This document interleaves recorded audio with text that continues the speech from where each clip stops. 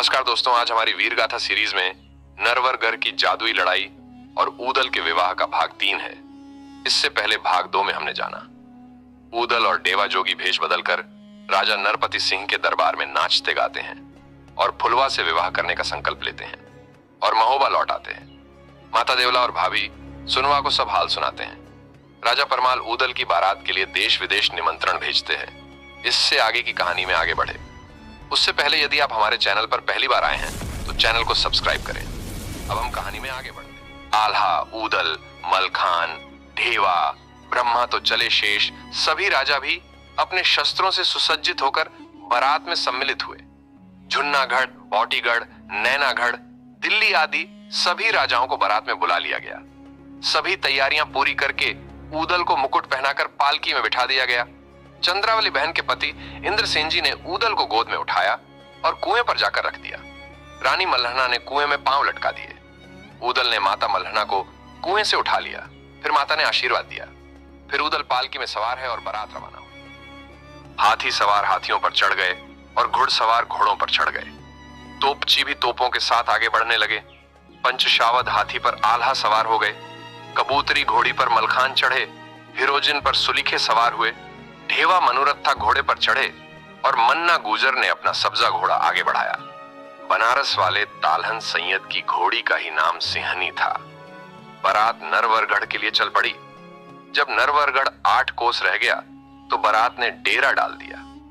सब लोग हाथी घोड़ों से उतर गए तथा अपने अपने तंबू तान दिए। दूर दूर तक महोबे का लश्कर ही दिखाई पड़ता था। रात को खाना बनाया खाया और सो गए। प्रातःकाल वीर मलखान ने रूपणवारी को बुलवाया और सूचना की चिट्ठी ले जाने को कहा। पहले तो मना किया पर फिर रूपण तैयार हो गया। उसने ऊदल का ही घोड़ा बेदुल साथ लिया। ऊदल वाली बैंगनी रंग की पगड़ी पहनी, नागदौन का भाला लिया और ढाल तलवार बूंदी वाली लेकर ऐपनवारी देने चला। दरबार पर दरबान ने रोककर पूछा कि कौन हो, कहां से आए हो। तब रूपण ने कहा, महोबे के राजा परिमाल का सेवक हूं। ऊदल के ब्याह के लिए बारात लेकर आए हैं। मेरा नाम रूपण है और मैं ऐपनवारी लेकर आया हूं। हमारा नेक जो बनता है हमें दे दें।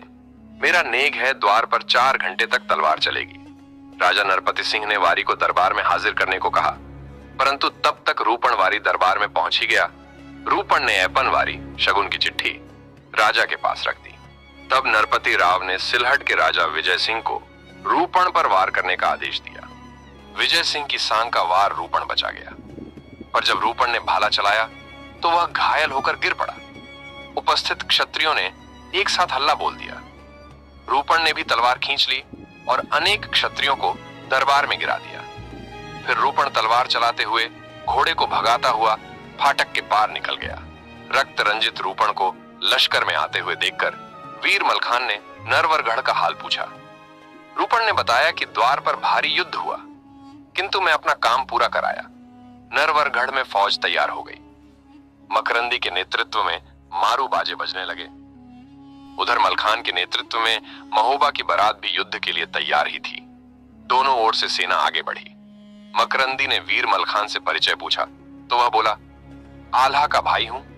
महोबे से ऊदल को ब्याहने के लिए नरवरगढ़ आए हैं। चुपचाप फुलवा का विवाह ऊदल से करवा दो तो युद्ध में होने वाले विनाश से बच जाओगे। इतना सुनकर मकरंदी ने तोपचियों को तोपें चलाने का हुक्म दिया। तोपें दोनों तरफ से चलीं।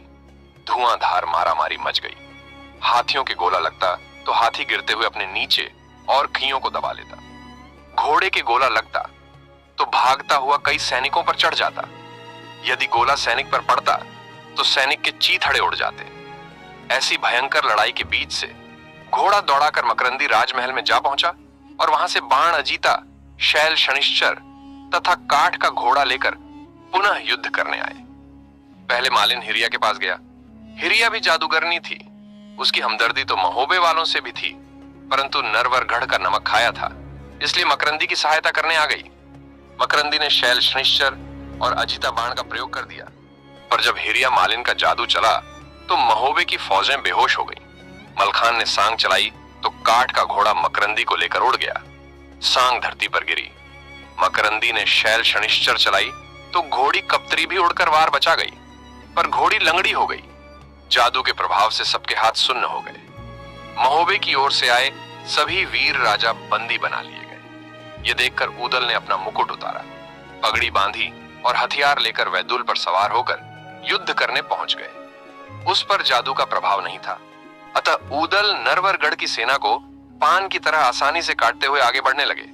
हाथियों के 22 हौदे खाली करते हुए ऊदल आगे बढ़े और मकरंदी पर वार किया। मकरंद ने जब गुर्ज उठाकर वार करना चाहा तो हिरिया ने रोक दिया। वह बोली, यह दूल्हा है, इस पर वार मत करना। यह कहकर हिरिया ने अपना जादू कर दिया। वेंदुल घोड़ा खड़ा रह गया। मकरंदी ने फुर्ती से ऊदल को बंदी बना लिया। फिर तो उसे लेकर तुरंत नरवरगढ़ को भाग गया। सेना तो पहले ही जादू के प्रभाव में अचेत पड़ी थी। आल्हा को ढेवा ने लश्कर का और ऊदल का हाल सुनाया तो वह चिंतित हो गया। आल्हा ने तब ढेवा से कहा, अब सुनवा को महोबे से लिवाकर लाओ। जादू का जवाब वहीं दे सकती है ढेवा। तुरंत महोबे को चल दिया।